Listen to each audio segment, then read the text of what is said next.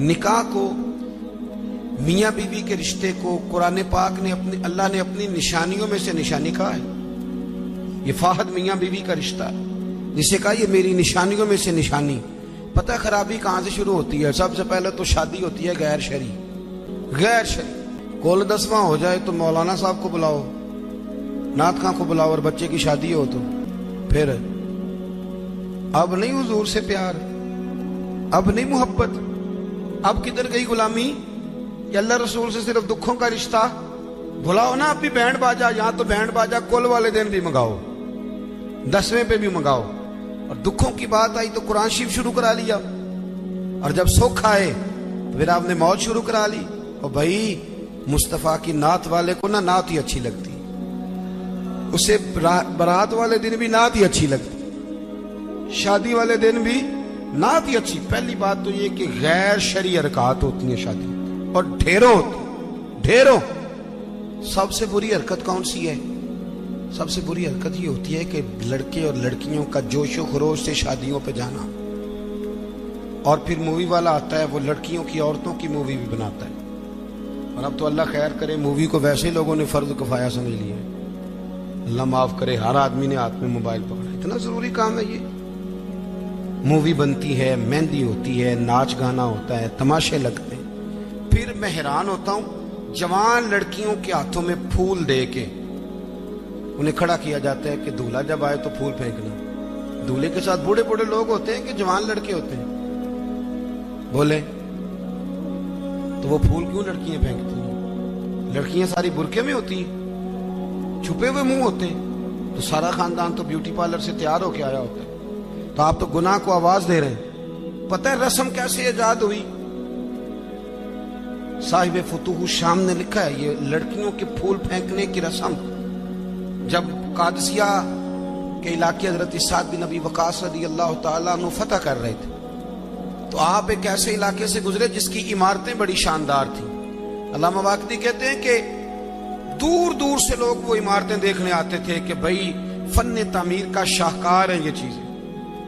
اس ایریے سے گزرنا تھا مسلمان فوج نے، تو عیسائیوں نے اور یہودیوں نے ایک چال چلی، انہوں نے عورتوں سے کہا خوبصورت لڑکیوں سے کہ پھول پکڑ لو، اور جب فوجی گزرے تو ان کے اوپر پھول پھینکنا، اگر 2-3 جرنل بھی تم تباہ کرنے میں کامیاب ہو گئی تو مسلمانوں کا ہم زیر کر لیں گے۔ پھول پھینکو، چھتوں پہ چڑھ گئی، اور چھتوں کی طرف نوجوانوں نے دیکھنا ویسے ہی ہے چونکہ شاہکار ہے ہماری مناظر۔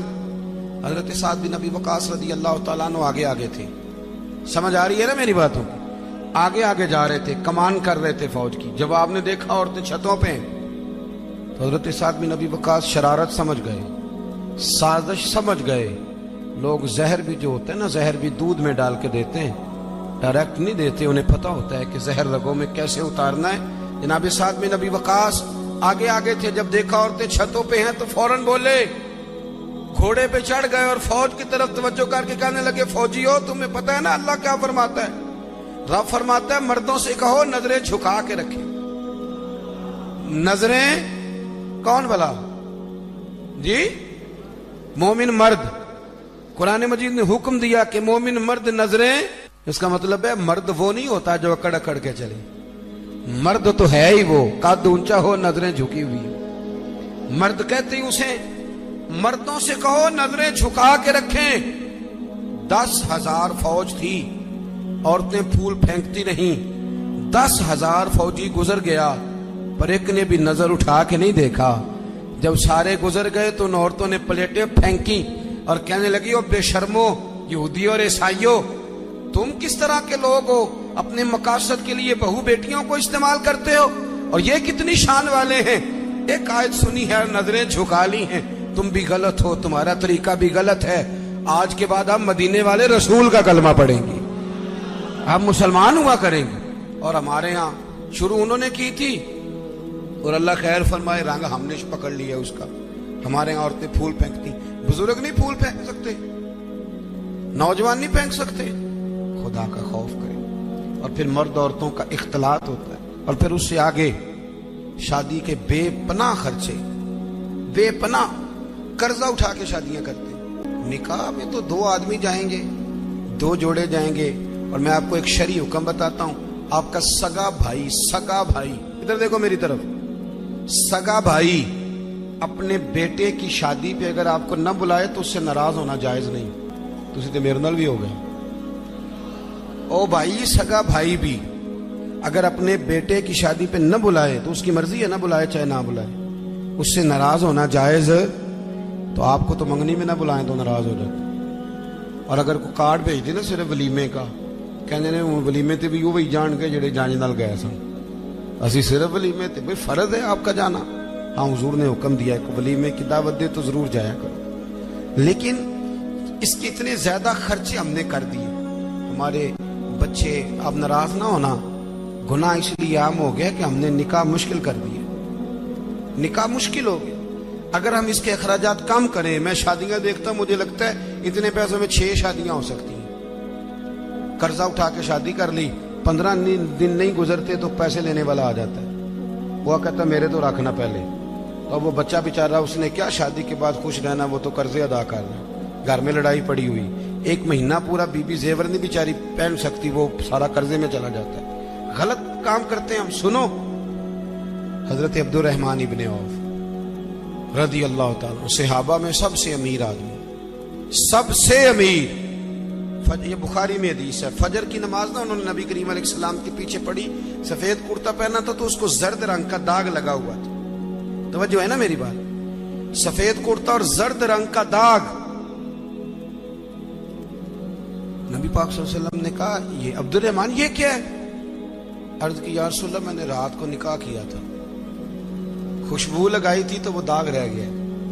حضور نے تو کوئی اس پہ اصرار نہیں کیا کہ یار اتنے امیر آدمی کی شادی مدینے میں پتہ ہی نہیں چلا، کسی کو خبر ہی نہیں، یہاں غریب بھی باز نہیں آتا، وہ بھی کہتا ہے میری ناک جو ہے وہ کٹ جائے گی اگر میں نے کروڑوں روپیہ نہ لگایا، تو جب پیسے لینے والے آئیں گے پھر کٹ جائے گی کہ چھوٹی ہو جائے گی مزید۔ مہربانی فرمائیں، آپ کس چکر میں پڑے ہوئے؟ حضور نے کیا فرمایا؟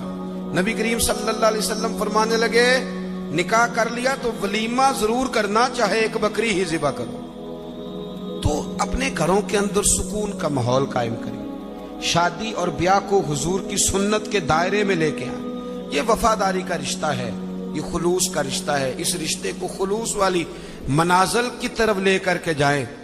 بیوی خیال کرے کہ مجھے اپنی خاوند کی خدمت کرنی ہے، خاوند خیال کرے کہ مجھے بیوی، میں اکثر کہا کرتا ہوں، میں کہتا ہوں کہ اگر آپ بیوی کے ماں باپ کی عزت کریں گے تو وہ بھی آپ کے ماں باپ کی عزت کرے گی۔ آپ تو ماں بدولت کہتے میں نہیں کبھی سسرال گیا جی، وہ میں دروازے پہ چھوڑ کے آ جاتا ہوں، پھر وہ میں لینے بھی چلا جاتا ہوں، چونکہ میں بہت بڑا نواب ہوں۔ تو آپ کیسے امید رکھتے ہیں پھر وہ آپ کے ماں باپ کی خدمت کرے گی؟ سنیں، 2 باتیں عرض کرتا ہوں، بات ختم کرتا ہوں۔ سیدہ طیبہ طاہرہ حضرت خدیجہ الکبریٰ رضی اللہ تعالی، جب آدمی امیر ہو نا، غریب ہو جائے تو اس کے لیے بڑی مشکلات ہوتی، غریب امیر ہو جائے تو کوئی مشکل نہیں ہوتی۔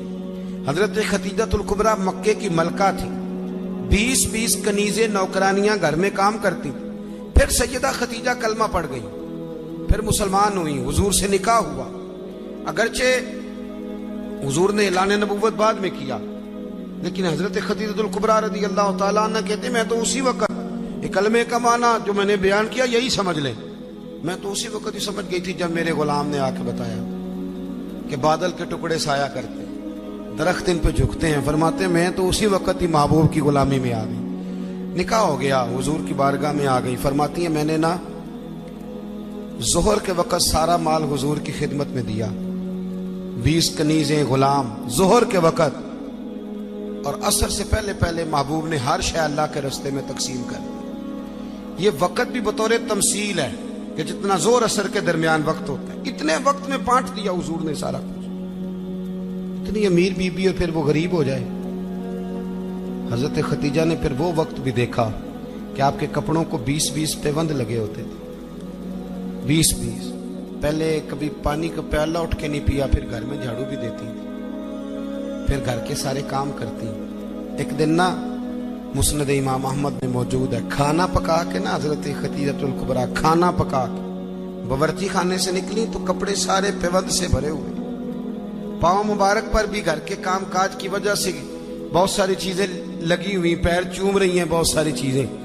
حضرت خدیجہ باورچی خانے سے کھانا پکا کے نکلی اور جب محبوب کریم کے سامنے رکھا تو حضور مسکرانے لگے، غور سے سیدہ کا چہرہ دیکھنے لگے۔ یا رسول اللہ کیا ہوا؟ تو محبوب فرمانے لگے خدیجہ آپ کے آنے سے پہلے جبریل آ گئے اور وہ عرض کر رہے تھے یا رسول اللہ خدیجہ کھانا لے کے آ رہی ہے اور جب وہ آ جائے تو اسے اس کے رب کا سلام کہہ دیجئے گا۔ اگر خاتون اپنے خاوند کی خدمت کرے، اگر وہ یہ ذوق بنائے، یہ مزاج۔ اب تصویر کا بالکل دوسرا رخ بھی دیکھیں، یہ کنز المال میں یہ بھی حدیث ہے اور حدیث کی راوی سیدہ عائشہ صدیقہ ہے۔ بس بات ختم کرنے لگا ہوں۔ سیدہ عائشہ صدیقہ کہتی ہیں دوپہر کو حضور آرام کرتے تھے کھانے کے بعد، لوگ ملنے نہیں آتے تھے، پر ایک دن ایک بوڑھی اماں آ گئی۔ اس نے جب دروازے کے سامنے آ کے وہ بولی تو حضور جلدی سے اٹھے، خود دروازہ کھولا، کھانا کھلایا، کھجوریں دی، سرکہ دیا، پیار کیا، محبت فرمائی۔ حضرت عائشہ صدیقہ رضی اللہ تعالیٰ عنہ کہتی ہیں یہ میں نے انفرادی رنگ دیکھا، باقی ہر ایک سے شفقت کرتے تھے، پر یہاں میں نے حضور کا انداز جداگانہ دیکھا۔ جب جانے لگی تو حضور نے تحائف بھی دیے۔ میرے دل میں خیال آیا حضور اب جائیں گے، رات کو واپس آئیں گے تو پوچھوں گی کہ یہ اماں کون ہے، لیکن محبوب تو لیٹ گئے۔ کہتے میں قریب گئی، قدموں میں بیٹھی، میں نے کہا یا رسول اللہ یہ کون تھی خاتون، آپ نے بڑا ہی پیار کیا۔ کہتی حضور اٹھ کے بیٹھے تو آنکھوں میں آنسو تھے۔ میں نے کہا یا رسول اللہ کیا ہوا؟ تو محبوب فرمانے لگے عائشہ یہ نا میری پہلی زوجہ سیدہ خدیجہ کی سہیلی تھی، یہ جب ہم مکے میں رہتے تھے تو وہ یہ آیا کرتی تھی، خدیجہ کھانا بھی کھلاتی تھی، پیار بھی کرتی تھی، تحفے بھی دیتی تھی۔ آج جب یہ لوٹ کے دوبارہ آئی ہے تو خدیجہ کی یادیں تازہ ہو گئی۔